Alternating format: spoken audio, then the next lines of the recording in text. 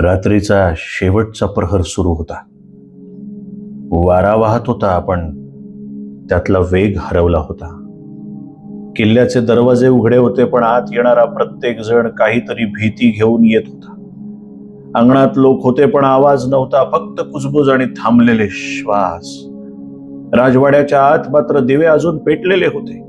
वैद्य, सेवेकरी, सरदार सगळे तिथेच दिसत होते. प्रत्येकाच्या चेहऱ्यावर एकच प्रश्न, आता काय? महाराजांच्या शेजारी काही निवडक मावळे उभे होते. त्यांच्या डोळ्यांचे काठ पाणावले होते. एक असहाय्यता स्पष्ट दिसत होती, कारण रणांगणात कितीही मोठ्या शत्रूशी निधड्या छातीने लढणारे हे सगळे शूर सरदार आज अक्षरशः कोलमडलेले होते. श्वास जड झाले होते. प्रत्येक श्वास जणू एक लढाई लढत होता. कधी काळी सिंहासारखा गरजणारा आवाज आज क्षीण झाला होता. बाहेर पहाट हळूहळू उगवत होती. आकाशात हलकासा उजेड पसरत होता, पण गडावर मात्र न संपणारा अंधार दाटत चाललेला होता. आणि शेवटी तो क्षण आला आणि वेळच थांबली. शेवटचा श्वास, एक शांत उसासा, आणि सगळं संपलं. कोणीतरी ओरडलं, राज!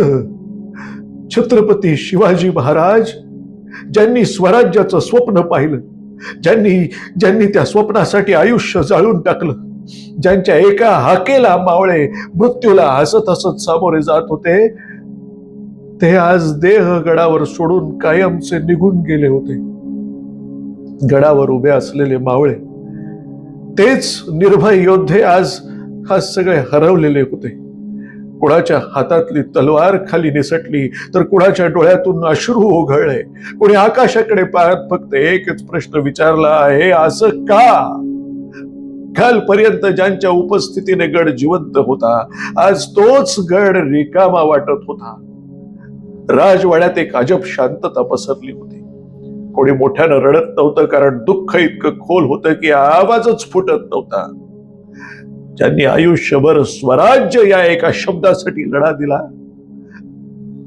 त्यांच्या स्वप्नांचा आधारस्तंभ आज कायमचा निघून गेला. त्या क्षणी गडावर एक विचित्र शांतता पसरली. जणू प्रत्येक दगड, प्रत्येक वारा, त्या प्रत्येक जण एका नावासाठी थांबलेला होता. एक मावळा जड अंतःकरणानं दरवाजाकडे चालत गेला. त्यानं बाहेर पाहिलं आणि थरथरत्या आवाजात म्हणाला, राज, तुम्ही गेले नाही. आता प्रत्येक मावळ्याच्या श्वासात तुम्ही सदैव जिवंत राहणार आहात. आणि कदाचित तोच क्षण निर्णायक होता, ज्या क्षणी एक महान राजा कायमचा सोडून गेला, पण स्वराज्य अजरामर करून गेला. त्याच्या रयतेला रयतेचं राज्य सोपवून गेला. हजारोंच्या छातीत स्वराज्याच्या स्पंदनांना जन्माला घालून गेला. महाराज, तुम्हाला त्रिवार मानाचा मुजरा.